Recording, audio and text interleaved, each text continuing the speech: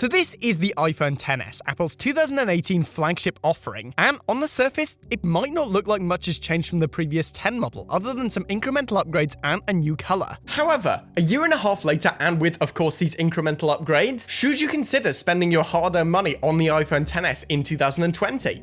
Let's find out. First off, as always, we're going to start by taking a look at the specs. As is common with the S line of iPhones, the XS saw a nice upgrade over the 10 with the A12 Bionic processor, 4GB of RAM, which is a nice upgrade to see, and we're going to be talking more about what this means in terms of performance later on in the video. As always, I've personally got the lowest storage variant. I never personally really use all that much. However, if you are a serious mobile gamer, or just somebody who likes to keep a lot of storage on their phone, then it is nice to know that you're going to be more than covered here. We again see multiple storage options here. However, with the iPhone XS, not only do we get the typical 64 and 256GB variants, but a brand new 512GB option, which is pretty crazy. In terms of color options, not only do we get the space gray and silver options like we did on the 10, but Apple also brought back the gold color with the iPhone XS, which is personally my favorite. It's a nice blend of traditional and rose gold, and I personally love how it looks. Finally, the iPhone XS weighs in at 177 grams, so slightly heavier than the iPhone X,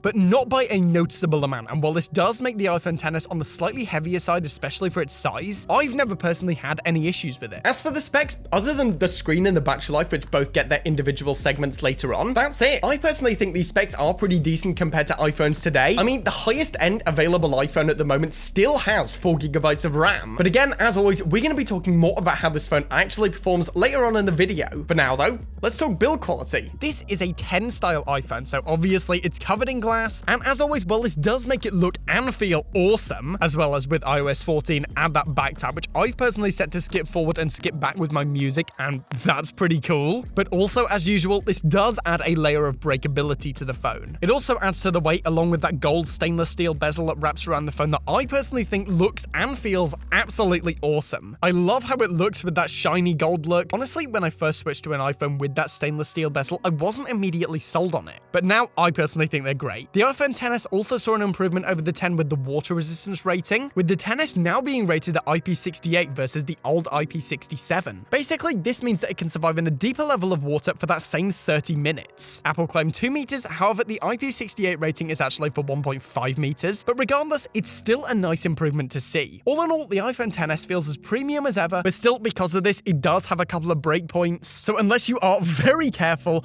I personally do still recommend a case. Moving on, we are talking about the screen, which, at least for me, is one of the most important parts of the modern smartphone. So, that considered, how does the XS fare? The iPhone XS has a 5.8-inch OLED screen with a resolution of 1125 by 2436 with a PPI of 458, and honestly, it looks awesome. It's also nice and bright with a max brightness of 625 nits, and as it is an OLED screen, you get a really nice contrasty image with deeper blacks due to the self-illuminating pixels, and it also feels really smooth due to that 120Hz touch sensing. Do bear in mind that this is touch sensing, not refresh rate, so it feels smoother, but it's still a traditional 60Hz panel. The iPhone XS also has that 3D touch, which I've personally always been a really big fan of, as I found it to be not only more intuitive, with it registering pressure versus a long press on the newer haptic touch screens, but it also feels a bit more tactile and is just a really cool piece of technology that I really like as a secondary interaction method. The XS screen also features True Tone, which, if you weren't already aware, basically just balances the whites on your screen to match the light of your environment, so the whites always look really accurate, and once you've started using that technology, it's pretty hard to go back. No, seriously, if you're watching this video on a True Tone device, try turning it off and see the difference. Kinda crazy. Overall, the screen on the iPhone XS is pretty much as good as it gets. It's nice and sharp, with great colors, and while it could be a little bit brighter in 2020, I found it fine even on bright days, and honestly, I do really like it. Alright, so after this, we have the button placement. As this is a notched iPhone, it's pretty much identical to all the others, so separate volume up and down buttons, an isolated lock button on the side, and the ever-helpful mute switch. All the buttons on the XS do feel well placed and are easy to get to know, which I personally think is actually pretty important, as it makes intuitively using your phone much easier. All buttons also feel nice and tactile, so you always know when you've pressed a button, and well, if you are coming from a home button based iPhone, you may have to adjust to the lock button functionality. I managed to do it just fine, and all in all, I think the button placement on the iPhone XS feels well thought out and just makes sense. Next up, we're talking the main unlock method for this iPhone, which is, of course, Face ID. As this is a notched iPhone, it's gonna use Face ID, and while it may look pretty similar to the previous, I have noticed some key differences. features. For one, it does seem to be a little bit more flexible. It's not to the level of the iPhone 11 where you can literally have it on your lap, and as long as you look at it, it will register your face. It's not quite that good. However, I have still noticed it to be a little bit better than the iPhone 10. It's also really fast and accurate, which are obviously some pretty key parts for Face ID. It works well in all environments, and all in all, I think it's totally fine for 2020. Okay, so next up, we're talking one of the most important aspects of the modern smartphone for a lot of people nowadays, the camera. A lot of people, including myself, have actually replaced their point and shoot with smartphones. They are now much easier to carry around, and thanks to improvements in software-based processing, the images can often end up looking nicer. So I do think that in any premium smartphone, a good camera is an essential feature. In terms of camera specs, the iPhone XS has that dual camera system that we've seen on iPhones for the last few years, with a 12-megapixel f1.8 wide-angle lens and a 12-megapixel f2.4 telephoto. There is obviously also a front-facing camera with a resolution of 7 megapixels and an aperture of f2.2. Right, so of course specs are all good, but how does it actually perform? In terms of photography, it is a nice upgrade from the iPhone X. There is noticeably more dynamic range, but it still looks nice and saturated with a good amount of natural sharpness, and I've had a lot of fun taking photos with this phone. The second focal length is of course a nice addition too. While it's not going to make or break a phone experience in my opinion, it does help you get a nice second perspective or just get a little bit more reach out your phone, making it effectively a bit more practical. That second focal length is also obviously used for portrait mode, and in my opinion, the iPhone XS portrait mode actually got a nice little upgrade over the 10. If you click on that little F button, with the iPhone XS you can actually control how blurry the background is, effectively faking how open your aperture is. So if you want a really blurry background, or if you want to tone it down a little bit, then this is possible with the iPhone XS. Overall, it works pretty well, and while it's not flawless, it is still a nice addition that makes taking photos with the iPhone XS that much more fun. I personally do still prefer that 2x zoom to the ultra-wide lenses, and other than with the 11 Pro, this is pretty much as good as you're gonna get on an iPhone. So yeah, big thumbs up from me.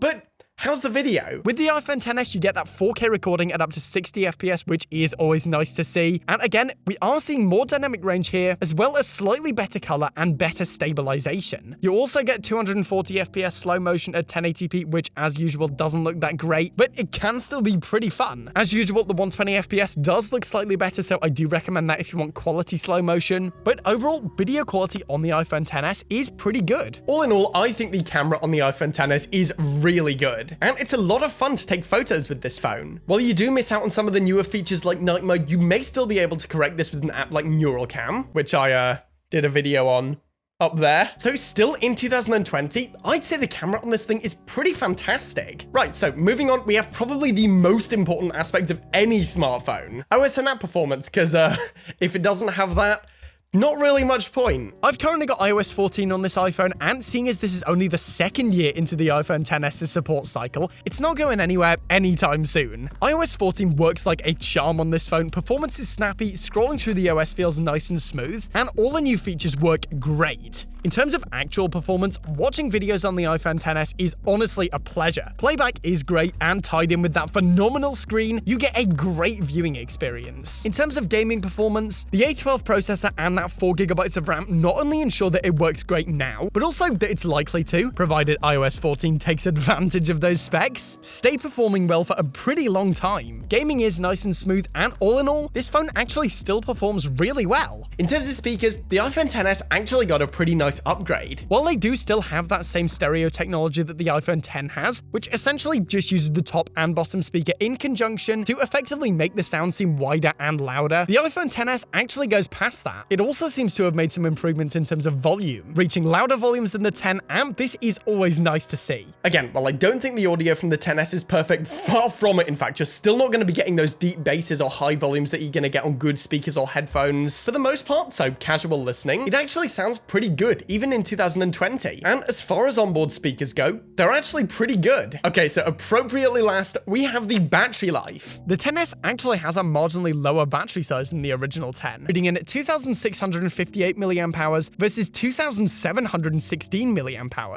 Despite the newer processor, I and several others have actually noticed a difference in performance between the XS and the 10, which did actually last a little bit longer on average. That said, I was still able to get through my days with the XS totally fine, and so while well, it doesn't really matter all that much. I do recommend checking out the battery health if you're going to be buying this phone used. So, what do I think of this phone? Well, as some of you may know, I personally really did like the iPhone X. I used it as my personal phone for a really long time, and the iPhone XS is just that, but better in almost every way. The camera's better, it's faster, it'll last longer, and that gold color is, of course, gorgeous. Oh, and it's now available for under $500. Officially, at least in my opinion, making it one of the best value iPhones you can buy. So, do I recommend the iPhone XS? Absolutely. I think as long as you check the battery health and make sure that you use a good case, you should have a really good phone for a number of years. All right, guys, so that's it for today. Let me know your opinions on the iPhone XS in the comments. As for now, though, guys, as always, thank you for watching. Remember to like the video if you want to see more content like this, and smash